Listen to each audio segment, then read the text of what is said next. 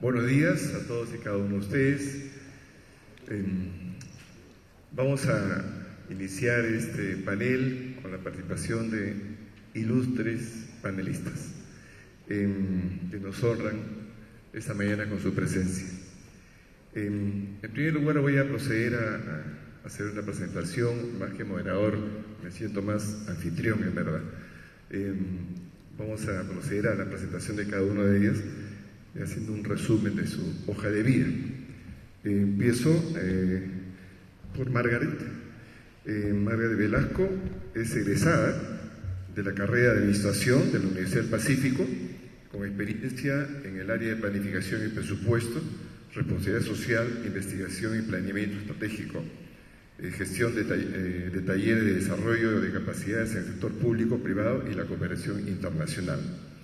Con especial interés en seguir desarrollándose en temas relacionados al diseño de políticas públicas y proyectos de fortalecimiento de capacidades. Margaret estudió en un colegio de alto rendimiento, ¿no?, acá en Lima, y al terminar su colegio, su secundaria, fue acreedora de una beca integral de estudios que le permitió tener acceso a la educación superior de calidad. Actualmente Margaret es consultora del área de políticas sociales del Fondo de las Naciones Unidas de la Infancia, UNICEF, y ella está involucrada en proyectos que buscan que más jóvenes logren sus objetivos académicos. Melissa Mendieta Alvarado, ella es docente por la Universidad Nacional de la Amazonía peruana en la especialidad de Lengua y Literatura. Se diplomó en Educación Inclusiva en la Universidad Marcelino Champaña. Melissa posee vasta experiencia de enseñanza y aprendizaje con jóvenes en las ciudades de Iquitos y de Lima. Ganó, en la edición de este año 2019, ganó el concurso Maestro que deja huella, representando al departamento de Loreto. Ella contribuye con la formación de jóvenes de colegio de alto rendimiento en Loreto, en Iquitos, desde el año pasado hasta la fecha. Ha escrito varias novelas vinculadas a novelas juveniles ambientadas en Iquitos. Felipe Portero es doctor en Sociología por la Universidad de Oxford, magíster en Sociología con mención en Población y bachiller en Ciencias Sociales con mención en Sociología por la Pontificia Universidad Católica del Perú. Actualmente, Felipe es rector, profesor principal e investigador de la Universidad del Pacífico y cuenta con cerca de 4 décadas al servicio de dicha universidad. Felipe se ha desempeñado como investigador visitante afiliado al Centro de Estudio de Latinoamérica de la Universidad de Oxford. Es miembro del programa de liderazgo en filantropía en las Américas, director del programa de liderazgo y desarrollo social en América Latina, de región andina, y es miembro del Consejo Directivo de la Red para el Desarrollo de las Ciencias Sociales en el Perú. Es investigador visitante en el programa PASCA de la Universidad de Harvard. Hugo Coya Honores es magíster en Gestión y Dirección de Medios de Comunicación por el Instituto Internacional de Ciencias Sociales Brasil y la Universidad de Navarra, España. Hugo es licenciado en Periodismo con especialización en Medios Audiovisuales y Prensa Escrita. Posee asimismo estudios de posgrado en Estrategia de Medios. En su trayectoria de más de 3 décadas en el ámbito periodístico, Hugo ha ocupado la presidencia del directorio de Editora Perú y la gerencia de comunicaciones, prensa y marketing del proyecto especial Junta de Gobernadores del Fondo Monetario Internacional y Banco Mundial. También ha sido gerente de desarrollo de Latina Televisión. Además, Hugo fue director y productor general de dicha casa televisiva, así como de América Televisión, Red Global y Red Global. Asimismo, se ha desempeñado como director de los diarios del Peruano y la Industria de Trujillo. Finalmente, Ricardo Márquez Flores. Ricardo es ingeniero industrial por la Nueva York University. Ricardo tiene una larga y reconocida trayectoria empresarial. Ocupó la primera vicepresidencia de la República entre el 95 y 2000 y fue uno de los impulsores de la creación de PROMPES, hoy llamado PROMPERÚ. También impulsó la creación de Mibanco y Frío Aéreo, entre otras entidades líderes del sector. Actualmente Ricardo desarrolla sus actividades empresariales y es presidente de la Sociedad Nacional de Industrias, ¿no?, liderando un nuevo comité ejecutivo para el periodo 2018-2020. Ricardo fue presidente de la Sociedad Nacional de Industrias también en el año 93-94 y su gestión se caracterizó, entre otras cosas, por promover el comercio de exportaciones industriales. Como ven, tenemos un panel realmente interesante donde encontramos a personas de diferentes ámbitos, ¿no?, del ámbito laboral, de los medios de comunicación, del ámbito académico, del ámbito de la docencia y de la política social. Vamos a dar entonces inicio un poco a nuestro panel. Nuestra consejera, la señora Juanita Escarce, nos ha descrito con mucho detalle las 10 orientaciones estratégicas del PEN al 2016. Hemos estado muy atentos a su ponencia, a su explicación. Son orientaciones estratégicas francamente retadoras que nos permiten aspirar a hacer realidad la visión que nos hemos propuesto. No se trata de una teorización sobre los problemas de la educación, sino de acciones muy concretas, ¿no?, para alcanzar y desarrollar estas 10 indicadores, estas 10 orientaciones estratégicas. Habida cuenta de los avances científicos y tecnológicos que se están produciendo en el mundo con una forma muy, pero muy acelerada y casi arrolladora, diría yo, y que el sistema educativo, como apreciamos, no ha podido afrontarlos con el mismo ritmo que se han ido produciendo estos cambios científicos y tecnológicos. Entonces, eso nos lleva a que en este pleno siglo XXI nos sensibiliza para preguntarnos sobre los tiempos que vienen, y por eso estamos pensando en el 2036. Y las preguntas en esta época a veces son mucho más importantes, tan igual de importantes como las respuestas, ¿no? Un hecho objetivo que visualizamos es que en nuestro país todavía existe una brecha entre lo que requiere la sociedad y lo que ofrece la educación. Por ello es importante tener mucha claridad en la visión que estamos planteando. De ahí entonces que la educación, decimos, se tiene que armonizar cada vez más con el desarrollo económico y social de nuestro país, obviamente dentro de una estrategia global. En este sentido, la educación, como desde ayer estamos planteando este día, el proyecto educativo al 36 está centrada en la persona, ¿no? Y eso al final, ¿qué significa? Significa que como país tengamos un mayor y mejor capital humano, ¿no? Pero también debemos desarrollar habilidades en los futuros ciudadanos, ¿no?, para ejercer nuevas formas de ciudadanía, el compromiso ético, convivir constructivamente en una sociedad pluricultural, multiétnica como la nuestra, y que estamos apreciando día a día con las personas que nos están hablando en otras lenguas, pero que implique entonces entendimientos mutuos. Es por ello que el PEN al 2036 nos presenta orientaciones estratégicas vinculadas a actores que educan, como Juanita lo ha señalado, que educan y están vinculados, repito, a la familia, a los docentes y a la sociedad en su conjunto, ¿no?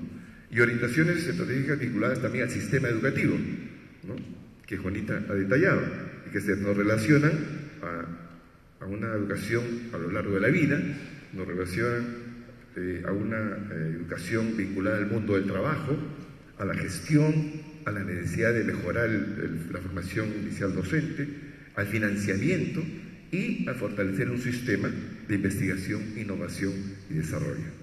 Entonces, cada cual, nuestro panelista, de su perspectiva y de su ámbito, nos van a comentar a la pregunta que le vamos a formular. Y seguramente cada cual va a tener de su ámbito pondrá énfasis a lo que ellos que les exige de su propio ámbito, sea académico, sea laboral, medio de comunicación, etc. Yo particularmente estoy, por ejemplo, mucho énfasis en la gestión. Entonces, a veces digo siempre que escucho yo algo como un dogma educativo que se ha convertido, de que más dinero, mejor educación. Y a veces no necesariamente es así. Si bien es cierto, hay que destinar más dinero a la educación a través del presupuesto, eso no significa necesariamente, ¿no?, que va a mejorar la educación. Tal vez, yo digo siempre que el problema de fondo no es a lo mejor no es la insuficiencia de recursos, sino la deficiente gestión, ¿no? Gestión de los organismos que componen el sistema educativo. Por eso siempre digo, decimos que el funcionamiento del sistema educativo es tan bueno como la calidad de sus servidores. Dicho esto, vamos a invitar a nuestros panelistas una reflexión del modo cómo los diversos sectores sociales deberían comprometerse con el PEN al 2036, ¿no? En tanto, reconocemos que la educación es responsabilidad de todos, cada cual, supongo, desde su propia perspectiva, desde su propio ámbito. Entonces, se trata de que los comentarios de nuestros panelistas respondan a la siguiente pregunta: ¿a qué nos comprometen las orientaciones estratégicas al 2036? Como ustedes pueden ver, desde su propia perspectiva o ámbito, ¿no?, cómo pueden de su ámbito contribuir a alcanzar los objetivos trazados en estas orientaciones estratégicas. La metodología es que cada panelista tendrá 10 minutos para sus comentarios y al final ya haremos un comentario final.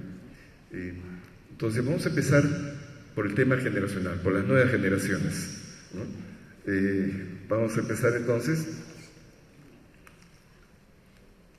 por Margaret. Empezamos por Margaret, así que invito a Margaret a sus comentarios.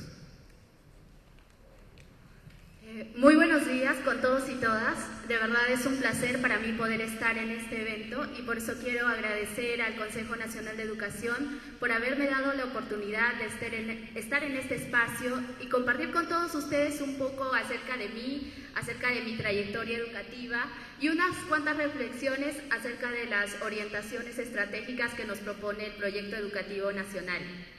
Antes de empezar, quiero confesarles algo.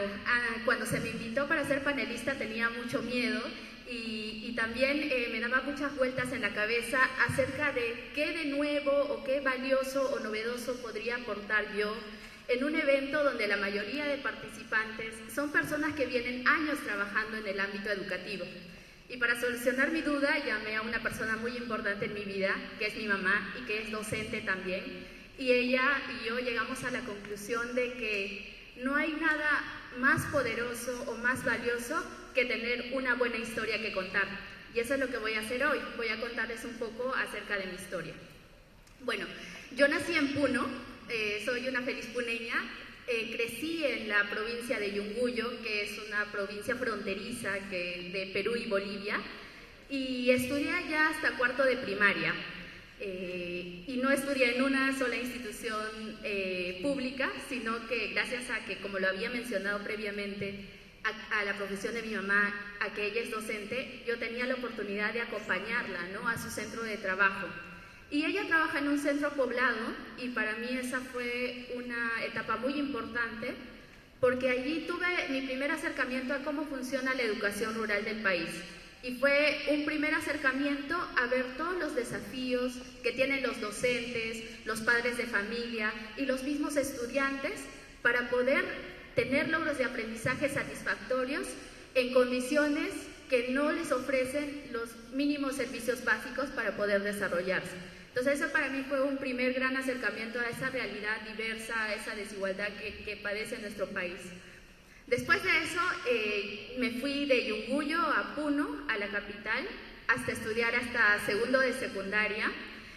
Y gracias a que tenía los primeros lugares dentro de mi promoción, mis docentes, mi director y sobre todo mi papá me animaron a postular al primer colegio de alto rendimiento del país, que en ese entonces se llamaba Colegio Mayor Secundario Presidente del Perú, un nombre muy grande.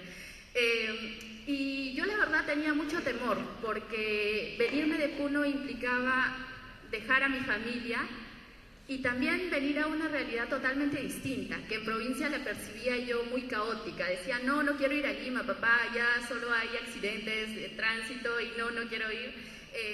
Pero mi papá ahí jugó un rol importante para impulsarme a venir a Lima, porque me decía que ese tipo de oportunidades se presentan una vez en la vida. Y ahora le agradezco infinitamente que me haya recomendado eso, porque el llegar al colegio mayor efectivamente cambió mi manera de ver las cosas. No solo por la calidad educativa que te ofrecen estas entidades educativas, los colegios de alto rendimiento, sino también porque me dieron la oportunidad de conocer al Perú en chiquito, a ese Perú diverso, a ese Perú multicultural, porque todos éramos de distintas regiones del país. Me permitió darle una cara a cada departamento. Y eso es lo más valioso para mí, ¿no? El que me haya dado la oportunidad de enamorarme de nuestra diversidad. Gracias a que ocupé el primer lugar de mi promoción en el Colegio de Alto Rendimiento, tuve la oportunidad de acceder a una beca integral de estudios de una empresa que me permitió terminar satisfactoriamente hace unos 3 meses mi carrera universitaria en la Universidad del Pacífico, una universidad que definitivamente no hubiera podido pagarme por cuenta propia.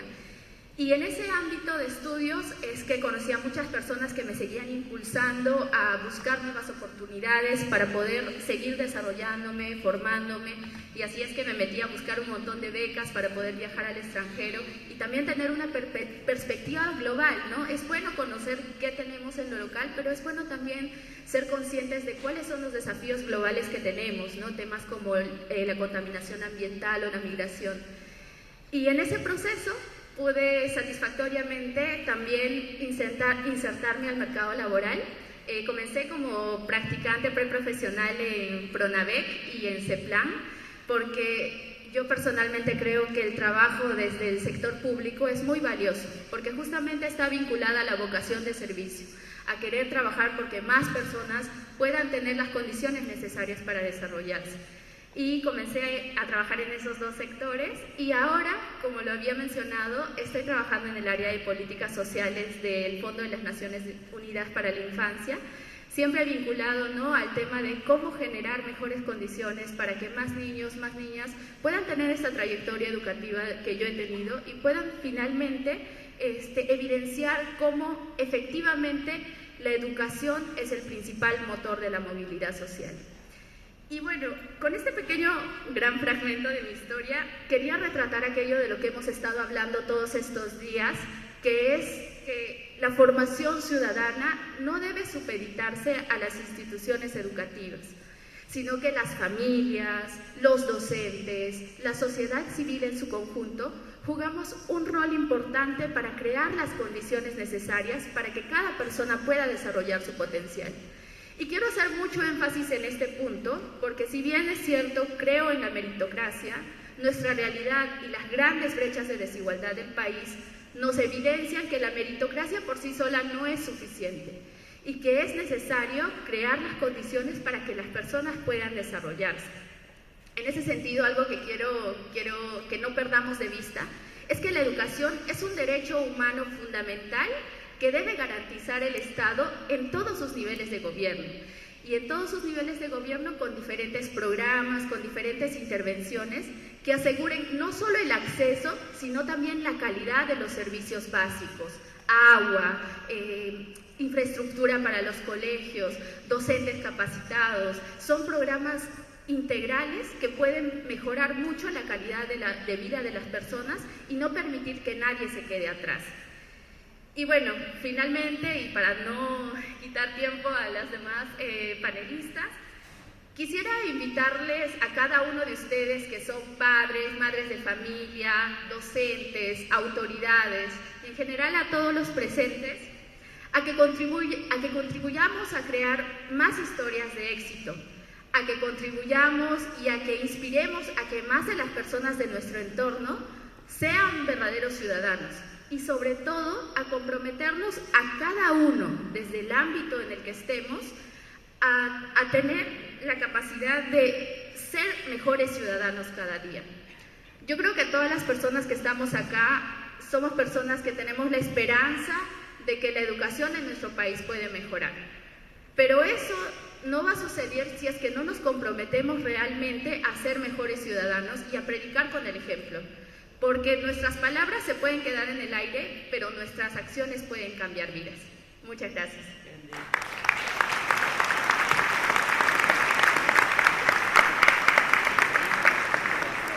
Bueno, la verdad es que hay la experiencia, una linda y hermosa experiencia. Cómo es que cuando la educación es de calidad, la vida hace de que esté sentado en este panel la alumna exitosa y su rector de la Universidad, el doctor Portocarrero. Realmente es un aplauso para ambos.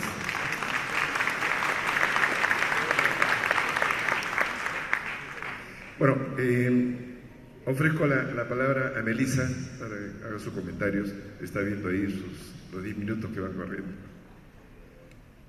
Buenos días a todos los presentes, maestras, maestros de todo el Perú, a la organización del Consejo Nacional por hacer este evento posible.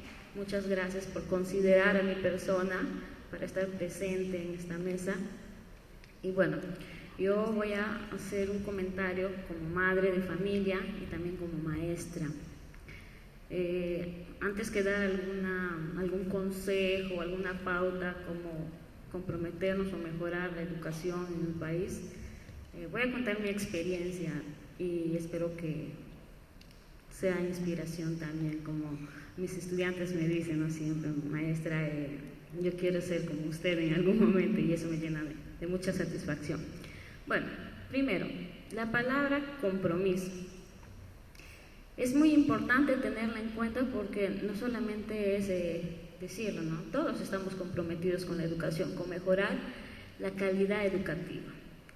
Entonces, si buscamos eso, ¿cómo lo asumimos? Porque no solamente es decir yo estoy comprometido, sino asumirlo, ser agente de cambio, comprometerse, pero de manera organizada, buscar alianzas estratégicas entre no solamente la sociedad, los maestros, las comunidades educativas, también empresas públicas, privadas, y también pedir el apoyo del padre de familia, porque cuando el estudiante ve que los padres están involucrados en su proceso de aprendizaje, no saben la emoción y la motivación que ellos pueden sentir y pueden hacer grandes cosas.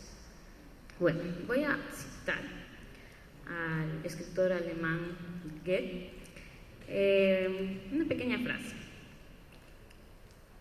No preguntemos si estamos plenamente de acuerdo, sino tan solo si marchamos en la misma dirección. Entonces, esto me lleva a la reflexión porque como madre de familia siempre he escuchado en las reuniones que hablan el colegio no hace nada por mis hijos no avanzan, mis hijos no aprenden. ¿Y qué estamos haciendo nosotros como padres de familia? Porque nosotros somos los responsables directos, nosotros queremos lo mejor para nuestros hijos, pero a veces damos esa tarea al maestro, que no solamente va a ver a nuestros hijos, sino también va a ver a 30, 35 y a veces 40 estudiantes en un salón. El maestro tiene 3, 4 salones en su institución.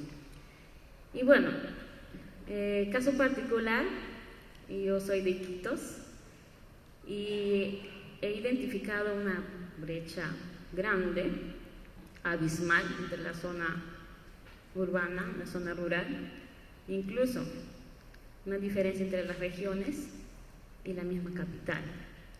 Hace unos 4 años vine a la capital con mi hija y para que ella pueda insertarse en el sistema educativo, pueda vencer todas aquellas diferencias entre un niño que viene de provincia, uno de la capital, fue un reto muy grande. Fueron 2 años de sacrificio, terapia de lenguaje, profesor particular de matemática, terapia psicológica, porque no es fácil también que alguien que llega de otra zona sea aceptado por el grupo. Requiere de mucho trabajo del docente también cambiar esa realidad. Entonces yo me comprometí y asumí ese reto como madre, porque quería que mi hija se sienta aceptada, se sienta querida y también que avance en la educación. Y se dio la oportunidad de volver a Iquitos hace 2 años y regresar para trabajar en un colegio de alto rendimiento. Y oh sorpresa, mi hija, que estaba entre los últimos lugares, está peleando el primer y segundo lugar en el colegio. Entonces las cosas que vio en Lima recién las estaba viendo en quinto y primaria, y ella las había visto en segundo y tercero. Entonces es preocupante para mí como madre de familia ver esa desigualdad, esa brecha, esa inequidad. Entonces no solamente pensemos en la educación peruana solamente como la capital, sino pensemos en general, cómo podemos mejorar o tal vez replicar algunas experiencias exitosas, como por ejemplo la de Tacna, que está en primer lugar, ¿no? Uno de los primeros lugares en comprensión lectora y en matemática. Tal vez pedirles en una reunión general o que apoyen a las otras regiones y compartan, ¿no? Cuáles son esas estrategias que han hecho que tengan buenos resultados. Y si nosotros nos comprometemos y trabajamos en equipo, creo que los más beneficiados van a ser los estudiantes. Ahora, como docente, ¿qué es lo que me ha pasado? La educación es como la lengua, va cambiando, va innovándose, hay palabras que caen en desuso, se van creando nuevos términos. Es lo mismo la educación va cambiando, va mejorando. Y como maestros que amamos nuestra profesión, porque somos maestros de vocación, debemos estar preparados para esos cambios. Y tal vez dejar un poco la cultura de la queja, la cultura de no se puede, el gobierno no nos apoya, porque en algún momento yo también hacía eso, erróneamente. Lo que me enseñaron en la universidad, si bien es cierto, es muy valioso, agradezco a mis maestros. Soy lo que soy por ellos también, no solamente de primaria, secundaria, también del nivel superior. Pero cuando yo egresé, llegué al aula y me encontré con una realidad distinta. A mí me enseñaron bajo una modalidad de educación tradicional. Y los chicos, estoy hablando del año 2005, 2007, no eran los mismos de mi generación. Habían cambiado, tenían otras perspectivas, otros intereses, otros gustos. Y para mí fue el tema sería chocante, traumático, ver que yo podía tener todos los conocimientos, me sentía preparada, pero las estrategias no me estaban funcionando. ¿Qué quise hacer entonces? Vi ese problema mío como una oportunidad para mejorar. Me acerqué a los estudiantes, empecé a ver sus intereses, sus necesidades, sus gustos, y fue un cambio total en mí, porque dije, yo amo ser maestra y quiero que mis estudiantes avancen, quiero que mis estudiantes se superen a sí mismos, tengan un proyecto de vida, se creen en valores, sean agentes de cambio. Entonces yo también tengo que cambiar.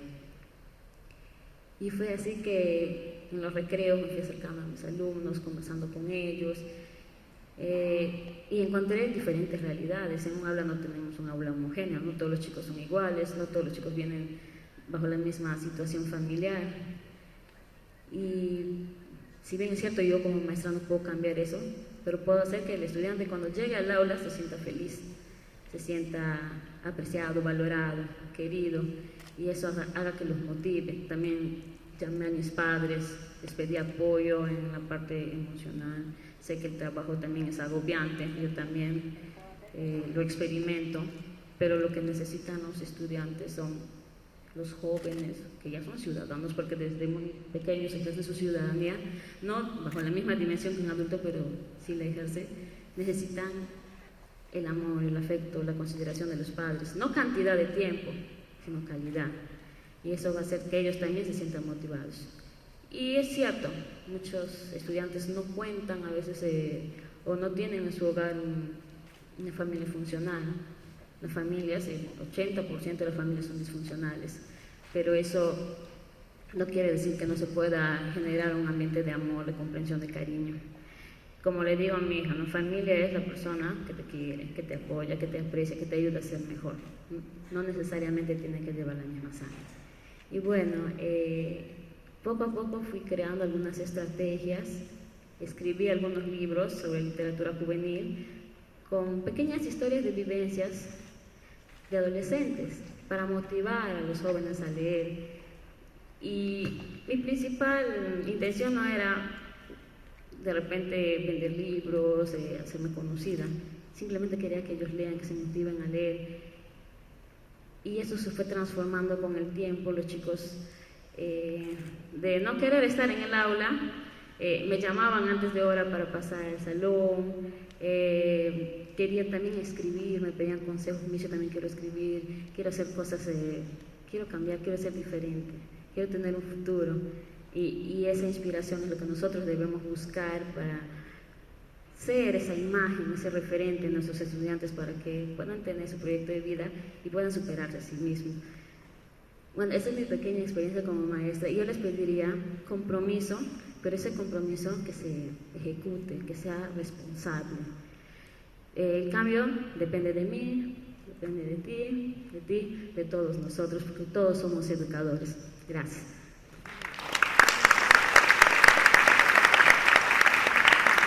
Muchas gracias, Marisa, muchas gracias. Ofrezco la palabra a Felipe. Muchas gracias, buenos días con todos.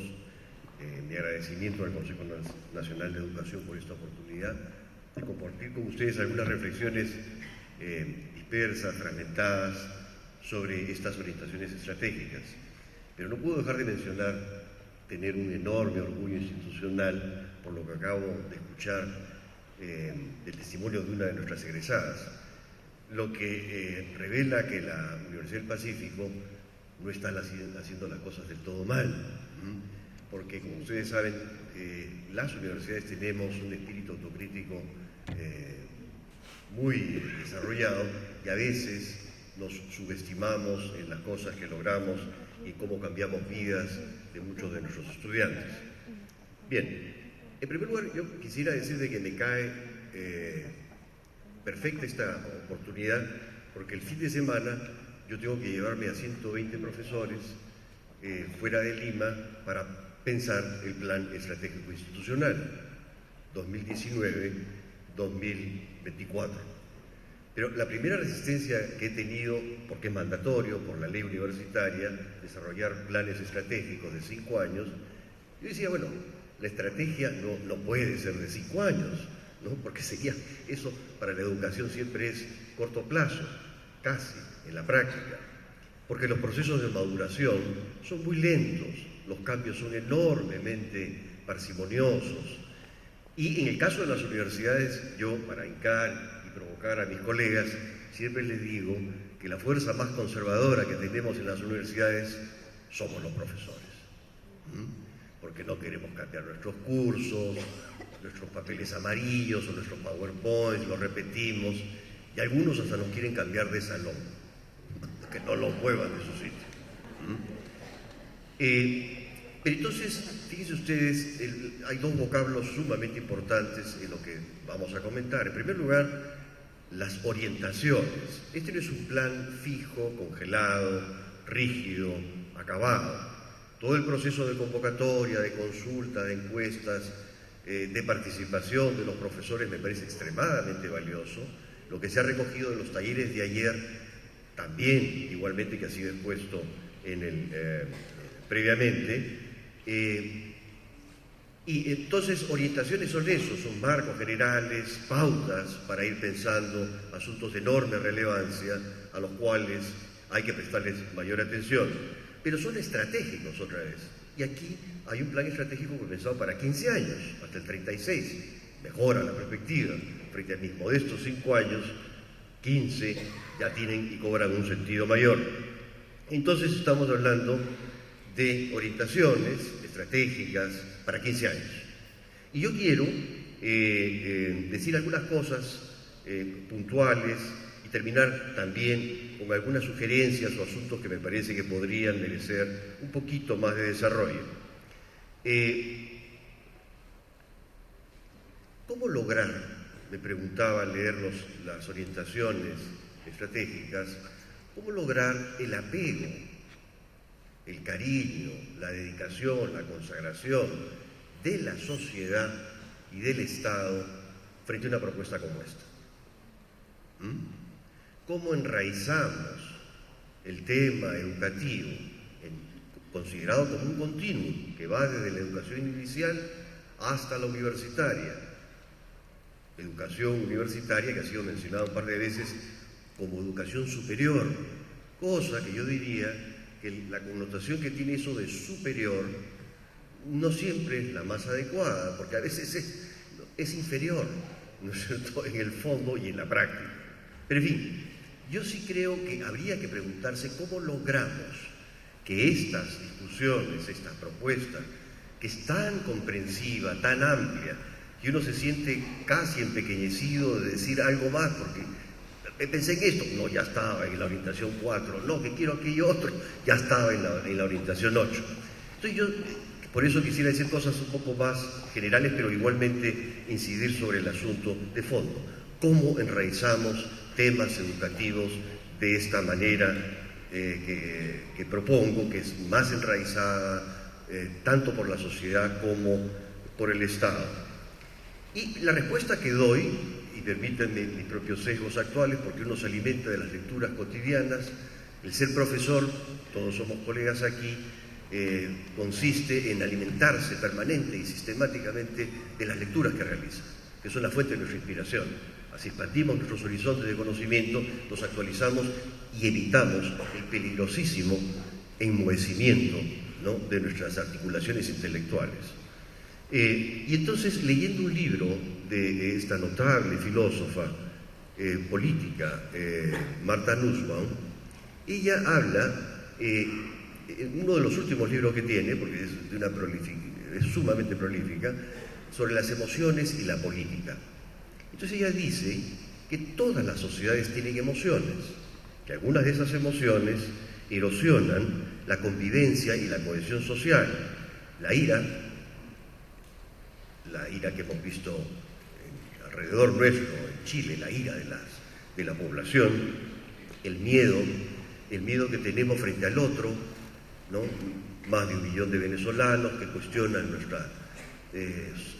nuestras convicciones acerca de la solidaridad, la repulsión que sentimos frente a algunos asuntos que nos alejan del prójimo, la envidia, que es probablemente una de las emociones más corrosivas en la vida social, la culpa por no alcanzar aquello que deseamos, ¿no?, y codiciar lo que el otro tiene. En fin, para no ser tan negativo, hay múltiples formas de manifestación del amor. Y yo creo que una de esas múltiples manifestaciones del amor es la vocación docente. Nosotros amamos nuestra profesión. Si yo me encuentro con alguno de ustedes en la calle y me preguntan, ¿y quién es usted? Yo no digo soy un rector, yo digo soy un profesor. Y lo digo con una enorme satisfacción de una larga trayectoria que ya se acerca a los 40 años. Pero en fin, tenemos emociones en las sociedades que algunas son del ámbito propiamente privado, pero otras pueden ser clasificadas como emociones públicas. Y esas emociones públicas tienen que ser cultivadas por el Estado y por la sociedad, por la educación propiamente, los colegios, los institutos, la educación universitaria.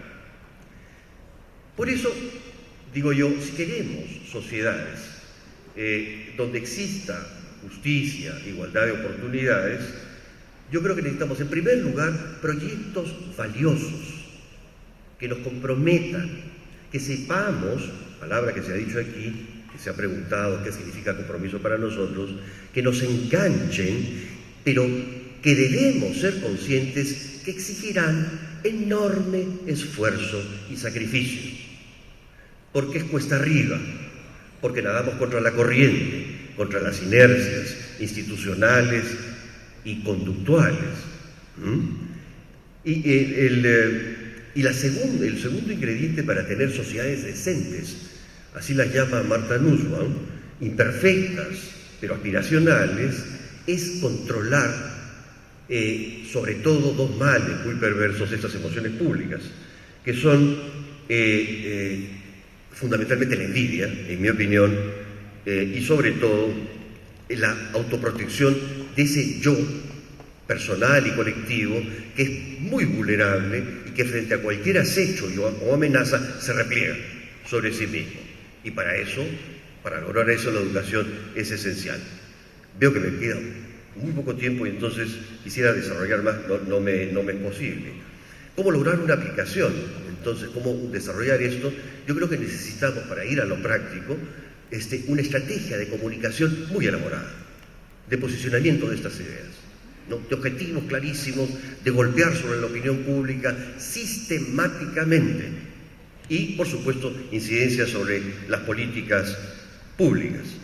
Pero yo quería hablarles también de la necesidad de que tenemos la educación en sus diversos estamentos de vincularnos más.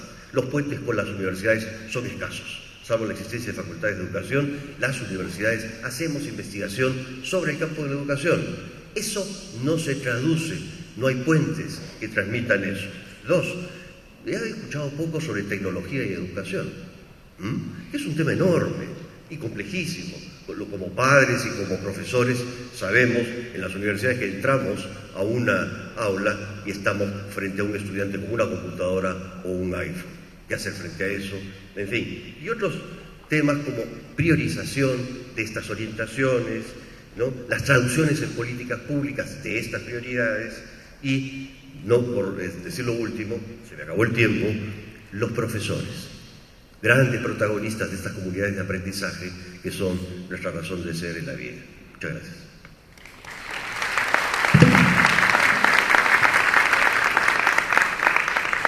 Muchas gracias, Felipe. Si no hay tiempo, vamos a tener una segunda ronda de 5 minutos para a lo mejor completar algunas ideas. Ofrezco la palabra a Hugo. Muy buenos días a todos y todas. Agradecer, por supuesto, la invitación del Consejo Nacional de Educación. Creo que soy el único periodista en todo el evento, por lo menos en el panel, lo cual es una profunda responsabilidad en 10 minutos poder hablar de lo que me tocaría, que son el rol de los medios de comunicación y la educación. Y realmente es un asunto que podría me podría llevar varias horas y creo que no lo agotaríamos.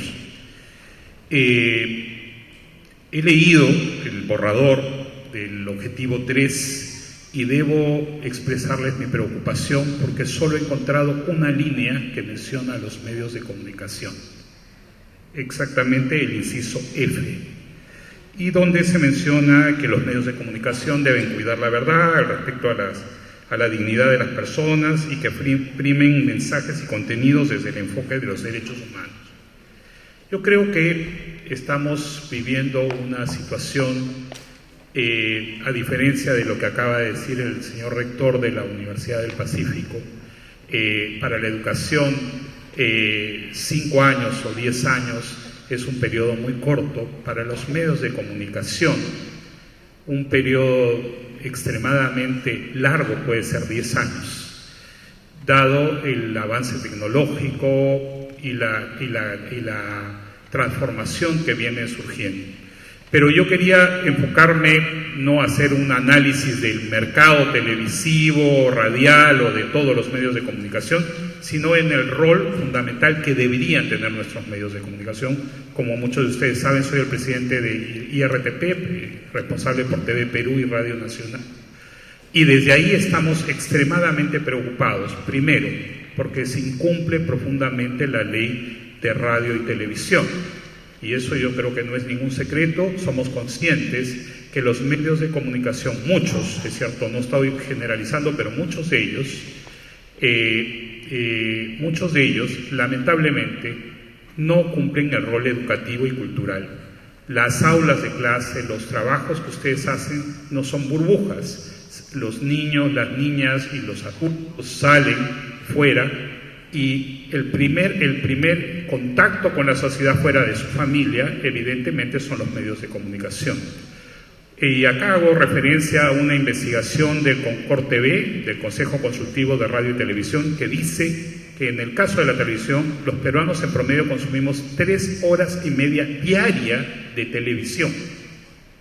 O sea, para que vean la importancia y la relevancia que este medio tiene sobre la formación de no solo de los principios como la verdad, los derechos humanos, sino sobre los estereotipos, sobre la forma de pensar, sobre la interculturalidad, sobre el respeto de los derechos humanos, etc. Entonces, pensar que solo la verdad y la defensa de los derechos humanos debería ser el objetivo de los medios de comunicación, yo creo que no se condice con lo que ya dice la ley general de radio y televisión, que debería estar contenido en estos objetivos. Yo creo que deberíamos profundizar. La semana pasada salió una investigación que también hago referencia un poco, ¿verdad?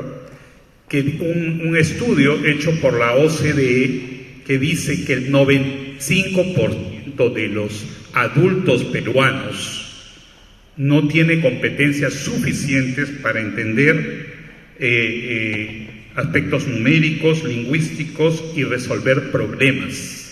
Entonces tenemos que pensar no solo en la escuela, sino también, como ya se dijo acá, en las universidades, pero también en los medios de comunicación.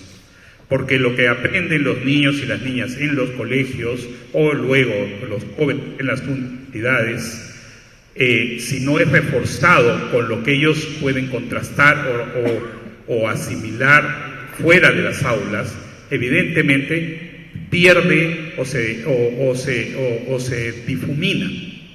Y acá quiero mencionarles, yo soy profesor de la Universidad Católica, enseño periodismo hace 18 años aproximadamente, y lo que yo he visto para un curso de periodismo es que no hemos avanzado, sino hemos retrocedido. Y les digo, hemos retrocedido en varios aspectos. Mis alumnos de ahora, con relación a los de hace una década, escriben peor de lo que escribían hace una década. Faltas de ortografía, errores, no saben relacionar hechos, no tienen, pierden el conjunto, ven las cosas de manera aislada. Y eso tiene que ver con la influencia, evidentemente, de los propios medios de comunicación. Los medios de comunicación, ya no por no hablar de digamos, de la calidad educativa que han recibido en sus colegios. Y ahí también vuelvo a la consideración inicial acerca de los periodos prolongados. Este país somos dos países, o varios países en realidad, no solo porque somos países multiculturales y multilingüísticos y todo eso, solo para que en el caso de los medios de comunicación, TV Perú es el canal de televisión que más llega a los peruanos, llega en este momento al 91% del territorio nacional. Y Radio Nacional, la mayor radio del país, llega a 83-84%.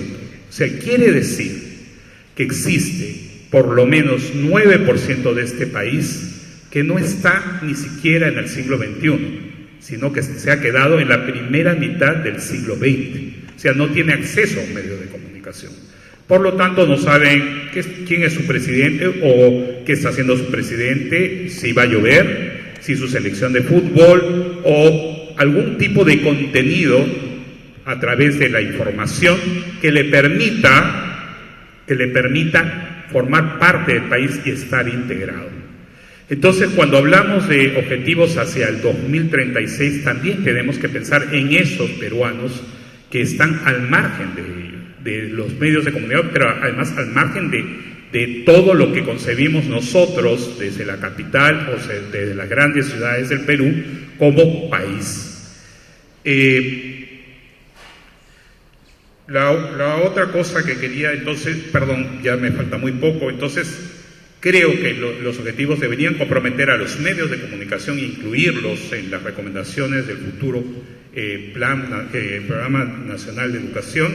Es no solo la búsqueda de la verdad, los mensajes y el enfoque de derechos humanos, sino comprometerse a la interculturalidad, a la promoción de la educación, a la promoción de la cultura, a la promoción de la investigación, a estimular la curiosidad, el pensamiento crítico frente a los problemas que nos aquejan y, por supuesto, hacia otros aspectos como el combate al racismo, misoginia y la promoción de la equidad de género.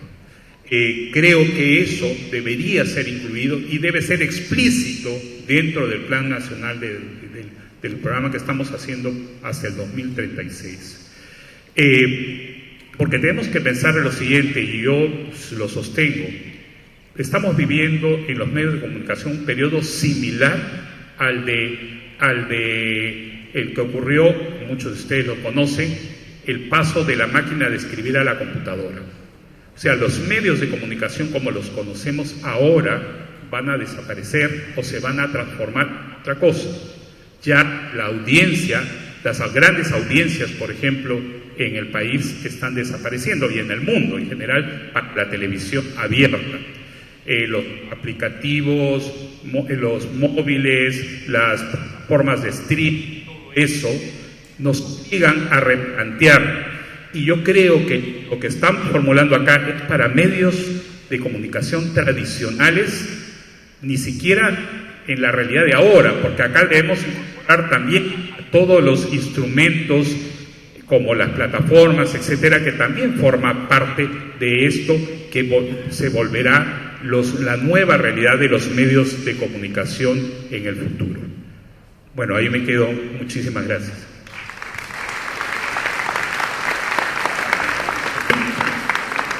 Gracias Hugo. Ofrezco la palabra a Ricardo.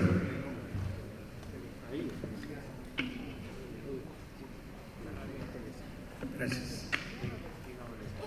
Muchas gracias al Consejo Nacional de Educación por invitarme a dialogar con ustedes desde la perspectiva del empresariado. Nosotros, los empresarios, estamos muy preocupados. ¿Qué va a suceder de acá a 5 años, de acá a 10 años, con referencia al trabajo? Y eso pasa por el sistema educativo. Déjenme decirles una anécdota. Nosotros, como institución, Sociedad Nacional de Industrias, tenemos una ONG con la CGTP, y a pesar de que no podemos arreglar ciertos temas, conversamos, y hace unos meses ellos me pidieron que hable acerca de la robotización, la digitalización y de lo que va a pasar en los próximos años. Y entonces nosotros nos dimos cuenta de que tenemos que mirar juntos, tanto los trabajadores, tanto el sector educativo como los empresarios, a qué va a pasar en nuestro país en los próximos años. Permítanme decirles algo. Yo he estudiado en la Universidad de Nueva York hace muchos años, he vivido en Nueva York 10 años, trabajado, y he vivido también en Alemania, en Múnich, en los últimos 10 años, hasta hace un año. Y he tenido la suerte de ver cómo encarar el tema del trabajo en la educación. Nunca me voy a olvidar que en el año 99, más o menos, cuando estaba en la China, el primer ministro de la China, que lo tenía a mi costado, cuando le preguntan de que la China no debería pertenecer a la Organización Mundial de Comercio porque no estaban capacitados y hacían muchas trampas, un periodista americano le dijo que eso es lo que pensaba el señor Bill Clinton, la respuesta le dijo: el día que el señor Clinton le dé casa, educación, comida a 1.300 millones de seres humanos, que me pregunte. Bueno, han pasado los años, 40 años después, y la China ha logrado sacar 1.100 millones de pobres y los ha convertido en clase media. 1.100 millones. El 2020 van a declarar ellos que ya no tienen más pobres. Y nosotros acá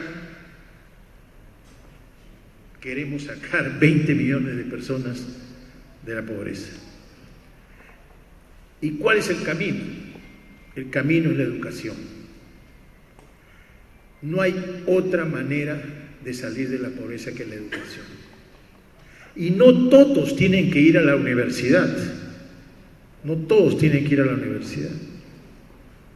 El 67% de los trabajos en Alemania son de técnicos. 67%. ¿Ok? Y nosotros, como empresarios, estamos trabajando en ese sentido. Nosotros queremos que haya más institutos en lo que es técnicos, porque ese es el camino para que no en 10 generaciones, como dice la OECD, se va a salir de pobre, sino en 1 o 2, porque ese es el objetivo de la educación.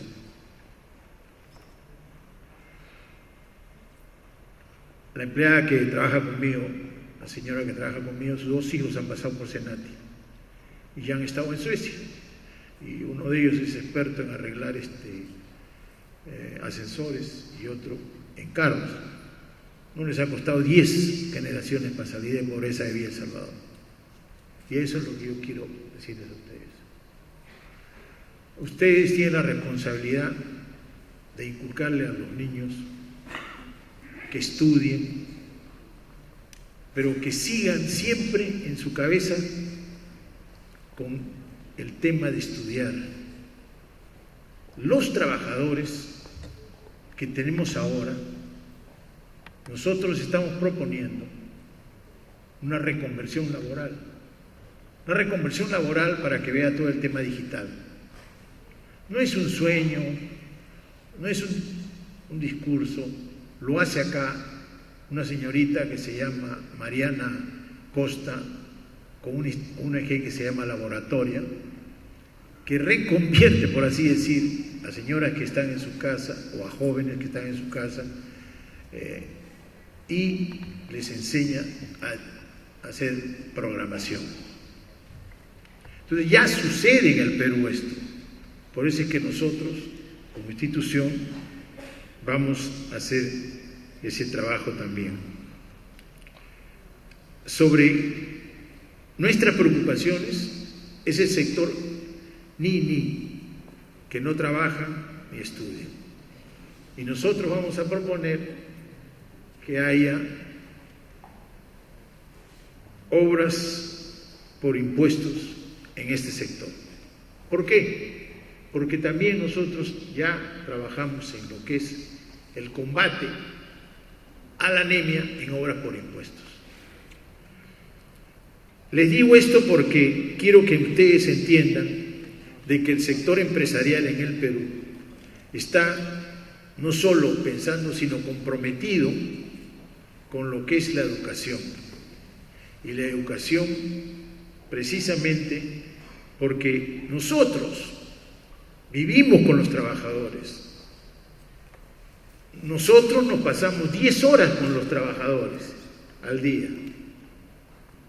Y nos preocupa que en los próximos años, si no se reconvierte, la brecha que hoy hay va a crecer debido a la globalización, porque acá hay un libre mercado, y en la medida que haya un libre mercado entra cualquier producto. ¿Y qué hace un empresario? Se comienza a adaptar. y comienza a comprar robots. Y ya en el Perú hay robots, ya hay empresas que lo tienen. Y entonces se tiene uno que reconvertir a lo que son los trabajadores. Les hablo esto porque la verdad es que nosotros desde el año 2000 no hemos tenido un programa de desarrollo.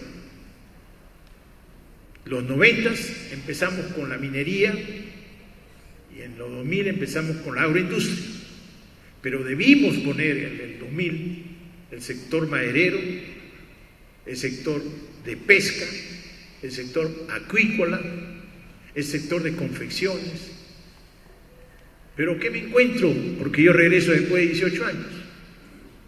Que no hay una conexión entre el sector educativo y esos sectores que en teoría son los que van a desarrollarse y van a necesitar técnicos y profesionales. Porque tiene que haber una relación entre lo que es el desarrollo del país y los profesionales y los técnicos. Y eso no lo hemos hecho. Y ustedes lo saben.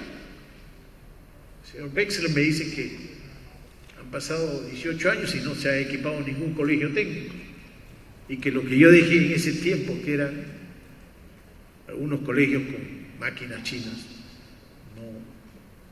no se ha hecho ese trabajo.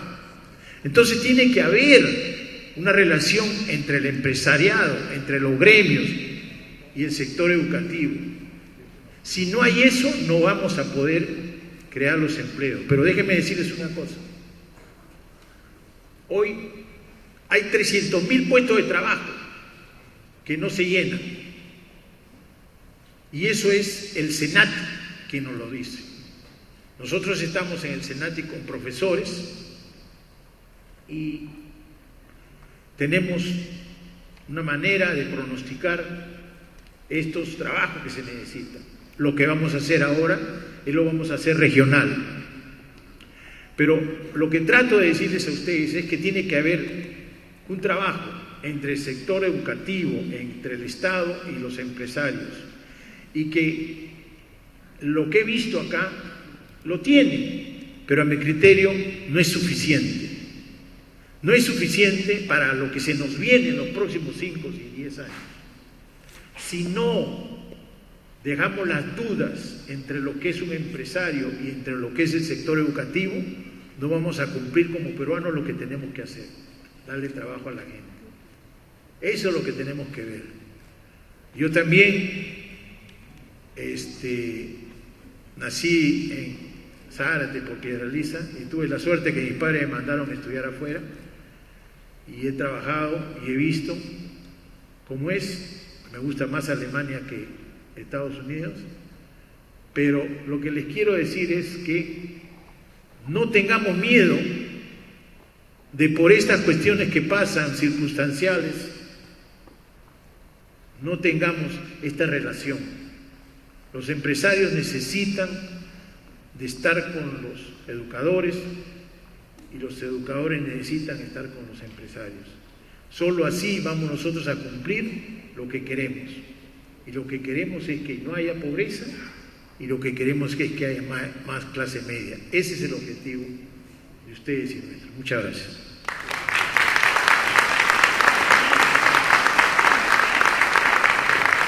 Muchas gracias Ricardo.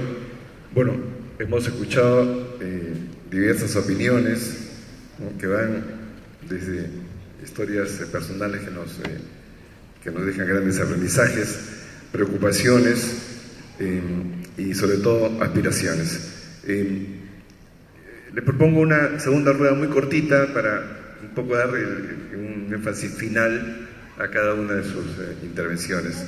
Empezaremos por Margaret. Bueno, sí, en esta oportunidad mi intervención va a ser muy breve y creo que es un llamado a algo que creo o un desafío que tenemos en la actualidad es cómo hacemos un buen uso de la tecnología, ¿no? Y creo que acá el compromiso, lo que lo podemos hacer como ciudadanos es comprometernos a hacer un buen uso de las tecnologías. Y lo digo porque muchas veces, y hemos escuchado también en las intervenciones de los demás panelistas, a veces el celular, la computadora son más distractores que herramientas que en verdad nos apoyen.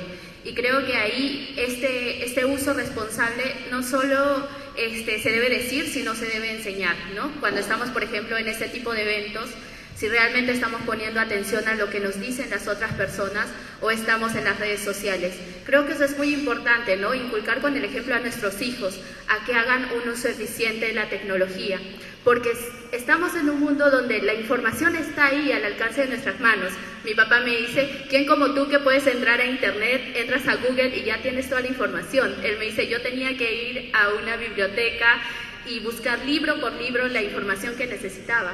Ahora no, la información la tenemos al alcance de nuestro bolsillo, al alcance de nuestro celular, pero seamos conscientes de qué información vemos ahí. No caigamos en las noticias falsas, las fake news, no caigamos en ese hoyo de perder el tiempo, ¿no? Perder valioso tiempo que podríamos usar autocapacitándonos, porque como lo decía una de las orientaciones estratégicas, no solo es pedir aprendizajes del sistema educativo, sino también qué hacemos nosotros como ciudadanos para autoeducarnos, ¿no? Para querer ser mejores. Y creo que la información la tenemos. El tema es cómo hacemos un uso responsable del mismo. Eso nada más. Gracias. Melissa.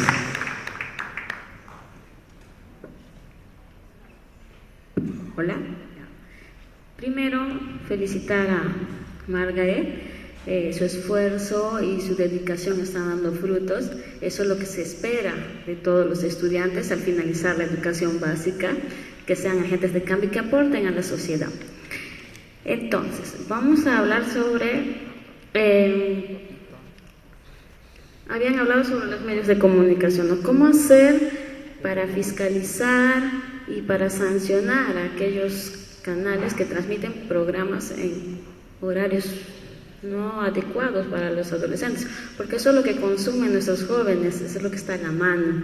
Y nosotros no podemos hacer nada, pero desde casa como padres sí podemos monitorear eso. En nuestras manos está. Luego, bueno, hablamos de compromiso, seguir capacitándonos y actualizándonos. No hay otra forma de mejorar la educación y como maestros tenemos que asumirlo. Finalmente, cuando estamos en el colegio, los profesores de inicial, cuando el estudiante no avanza, le echan la culpa a los padres. Los profesores de primaria le echan la culpa a los profesores de inicial. Y así es una cadena. Llega a la universidad y el estudiante tiene serias dificultades, como hemos escuchado hace unos momentos. Pero siempre estamos echando la culpa a los demás y no asumimos también nuestra responsabilidad. Es como hacer un acto de reflexión y ver cómo podemos aportar para cambiar eso.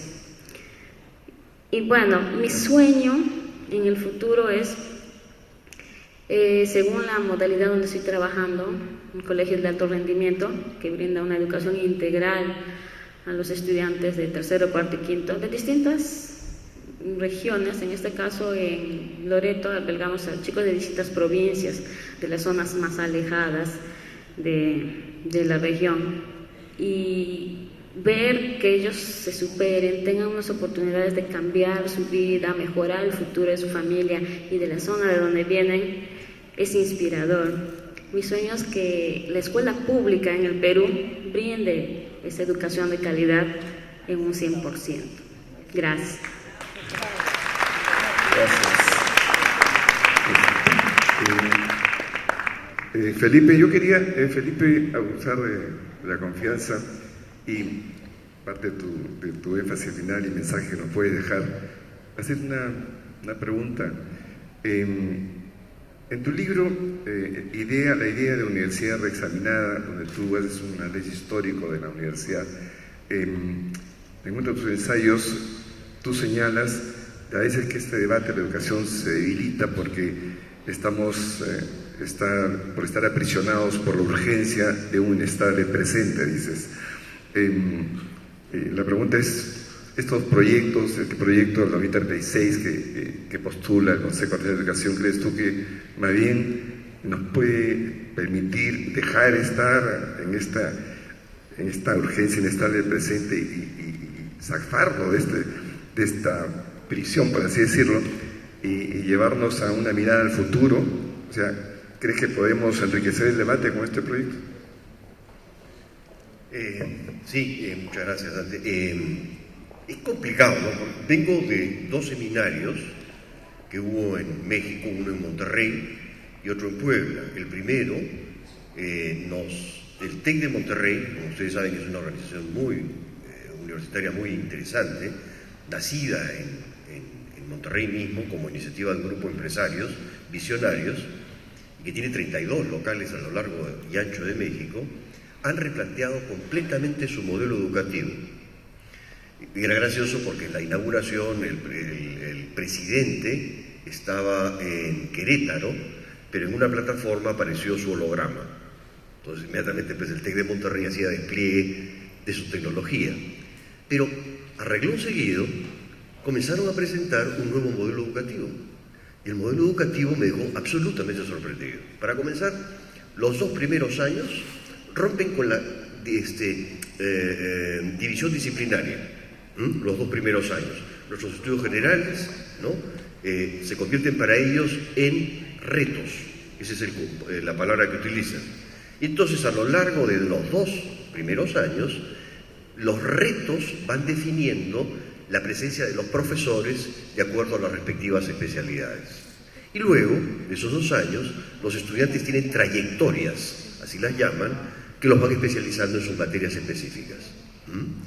Cuanto más interdisciplinaria es una universidad, más innovadora y más ajustada al futuro va a estar.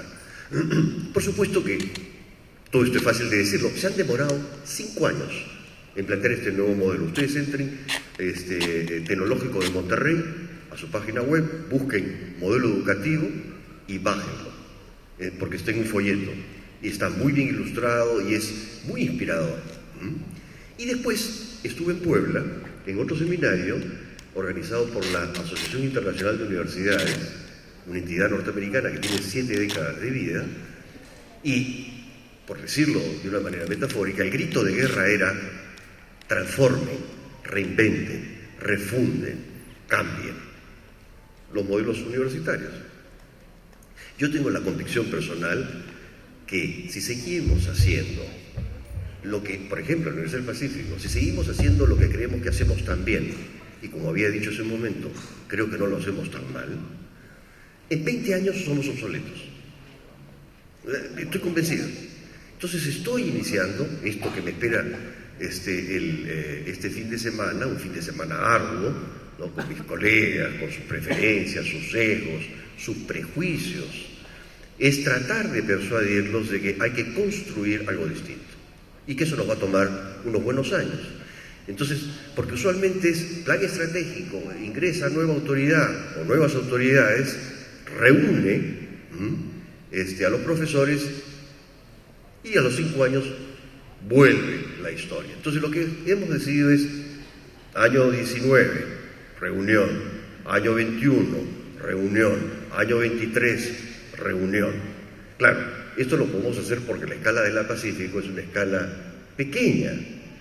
En la Católica, con 1.500 profesores a tiempo completo, ¿no? La construcción del plan estratégico es más desde arriba hacia abajo. Yo quiero hacerlo más constructivistamente, desde abajo.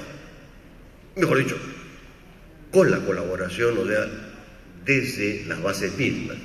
Eso significa mucho más esfuerzo porque hay que arar en terreno, a veces muy duro, muy difícil de persuadir de que los tiempos, si uno lee con cuidado en el presente los signos de los tiempos, encontrará que hay que prepararse para algo distinto. Lo que pasa es que pasa inadvertido. Las urgencias, el día a día, la cotidianeidad, las normas, la burocracia, las inercias de la vida privada y pública nos llevan a posponerlo. Entonces yo sí creo que vale hacer un esfuerzo, no de futurismo, ¿no? Pero sí imaginarnos cómo será la educación en el Perú en el año 2036. ¿Estamos listos? Lo que va a ocurrir el 36 comienza hoy. Y dicho esto, yo diría que las orientaciones son estupendas porque es un mapeo muy amplio de cosas. Pero un esfuerzo, no sé si lo han hecho en uno de los talleres, ¿por dónde arrancaría? ¿Dónde estaría la priorización? Porque comenzar con todo a la vez es no darle la importancia y la significancia a algunas áreas en particular. Porque si el futuro queremos construirlo hoy, tenemos que hacerlo muy juiciosamente y priorizando nuestros esfuerzos, porque va a significar mucho sacrificio y va a significar nadar contra la corriente y subir cuestas muy empinadas. Que eso nos quede absolutamente claro. Y pensar la estrategia comunicativa, perdón, ese es mi espíritu práctico, ¿no?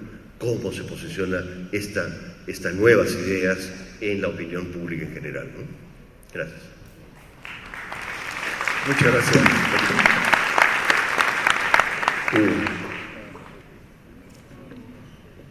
Sí, yo quería aprovechar estos minutos para un poco reiterar mi recomendación que el fraseo del inciso F del objetivo estratégico 3 sea replanteado.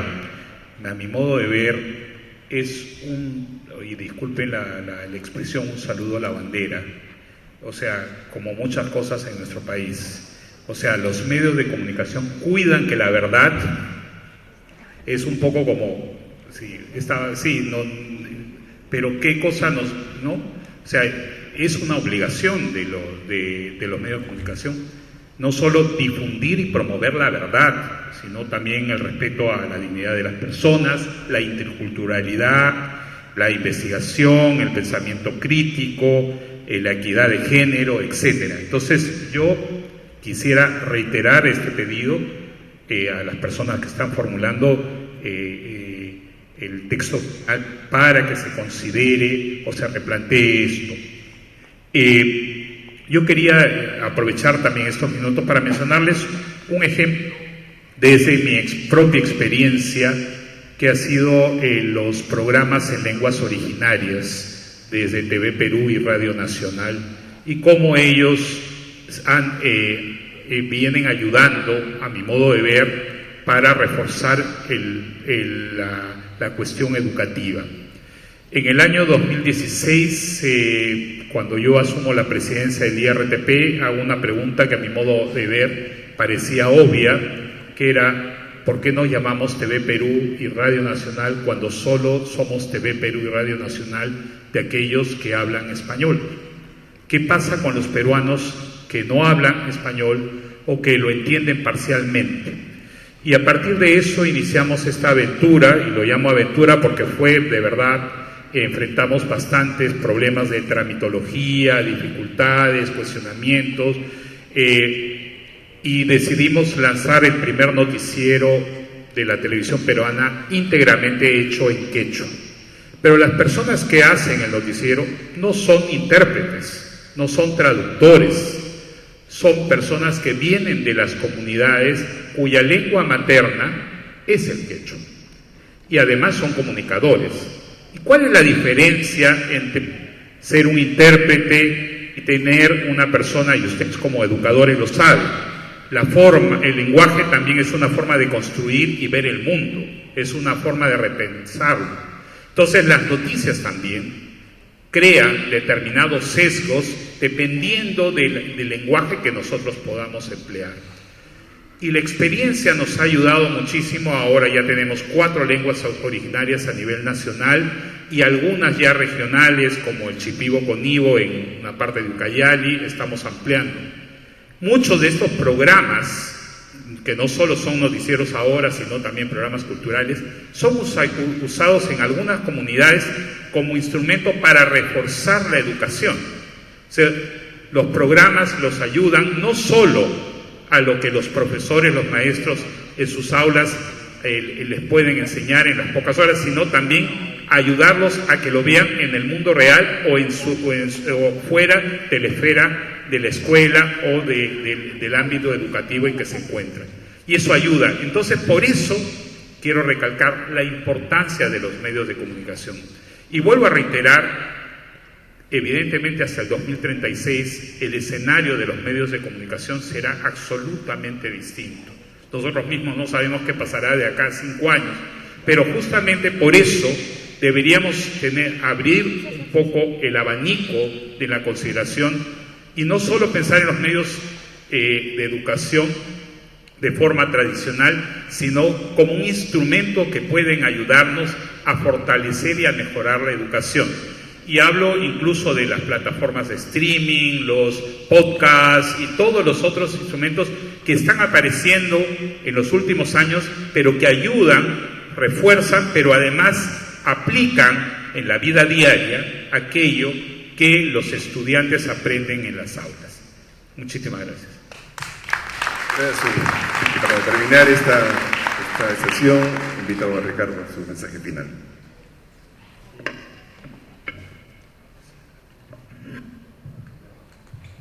Muchas gracias. Bueno, yo he estado revisando las orientaciones estratégicas y como les dije, me gustaría que se considere más a la empresa dentro de lo que es el trabajo que ustedes hacen, y ahí me permito sugerirles de que se incluya el sistema dual de educación, especialmente en la educación técnica secundaria, y que cuando se haga este tema de la educación técnica secundaria y el sistema dual, se convoque a los gremios que son los que al final de cuentas van a aceptar a los jóvenes que se preparan en estas técnicas. Y quería insistir en algo que, como les dije, en el Perú hay más o menos 300.000 puestos de trabajo que no se llenan. Le sugería al presidente de la República que no haga o que no le llame beca 18, sino beca 18 técnica, porque ahí se garantizaba que la persona que terminaba iba a tener un trabajo y en el otro no sabíamos. Pero bueno, quiero darles una estadística. En Estados Unidos hay 330 millones de personas más o menos, hay 30 millones de pobres y hoy Estados Unidos tiene pleno empleo, pero tiene 6 millones de puestos de trabajo que no se puede, o sea, que como la gente no está preparada, hay 6 millones de empleo que no la pueden. ¿Sí? O sea, no solo, también pasa en Estados Unidos. Y eso es parte del sistema, de este sistema en el cual nosotros vivimos. También le quería decir, de que no me entiendan mal mis colegas de las universidades, yo creo en la universidad, pero lo que yo veo es qué tan práctico es hablar solo de la universidad, sino también hablar de la capacitación técnica, porque eso es lo que nosotros vemos, ¿no? Déjenme decirles una cosa. En Senati, TECSUP y otros institutos hay más o menos cerca a 800.000 personas que estudian carreras técnicas. Y muchos de ellos, muchísimos de ellos, yo creo que la mayoría, terminan haciendo su propio negocio. La mayoría. Y eso es parte de lo que es el Perú hoy. El Perú, con la informalidad, es llenado por estos técnicos. Y por eso es que yo creo de que debemos trabajar conjuntamente con la universidad y con las carreras técnicas. Muchas gracias. Gracias, Ricardo. Un aplauso. Bueno, muchas gracias a todos y cada uno de los panelistas. Gracias por sus aportes, sus preocupaciones. Y solamente en un minuto repaso un poco las ideas que nos han quedado. Margaret nos explica un poco de cómo ella está enamorada de la diversidad, lo cual para nosotros es súper importante, y sobre todo como joven, y eso que siempre postulamos, ella cree en el sector público. Ojalá muchos jóvenes se enrolen al sector público porque requerimos recursos humanos competentes. Preocupada también por la formación ciudadana. Melissa ha hecho un énfasis en la familia. O sea, lo que nos está diciendo en verdad es que la escuela no reemplaza a la familia. De manera que y hay una exigencia de ella para mejorar la educación inicial. A veces decimos, hay contenidos, pues, en algunos casos contenido del siglo XIX, maestro del siglo XX y alumno del siglo XXI. Y Felipe nos ha hecho algo central que creo que es la preocupación que todos compartimos, y es cómo lograr que los gobernantes, la sociedad en conjunto se apropien, no quede enraizado este proyecto, se apropien del proyecto. Creo que lo que creemos es que este proyecto no es un proyecto de un partido político, este proyecto no es un proyecto de un gobierno, es un proyecto de la sociedad. Creo que a partir de ahí tenemos que trabajar. Hugo ha mostrado una preocupación legítima y tomamos debida nota de la necesidad de dar mayor énfasis al rol de los medios de comunicación en nuestro proyecto, en la línea que él ha señalado, ¿no? Ha planteado una preocupación que nos deja a nosotros también, nos deja muy interesados en el tema. Es decir, que tenemos todavía peruanos que no tienen acceso a la información en pleno siglo XXI. Finalmente, Ricardo nos ha planteado su preocupación de lo que va a pasar en los próximos años con el tema del empleo y la calidad técnica y profesional, nos plantea un poco una reconversión laboral, pero lo que sí nos ha llamado la atención es cómo es que en nuestro país ahora existen 300.000 puestos de trabajo que no se pueden llenar, que están vacantes porque no tenemos al personal adecuado y capacitado y con las competencias debidas. Por lo tanto, al final, lo que nos deja Ricardo como mensaje es la necesidad de una gran alianza del sector educativo con el sector empresarial y el Estado. Les agradecemos a todos y cada uno de nuestros panelistas y nuevamente muchas gracias.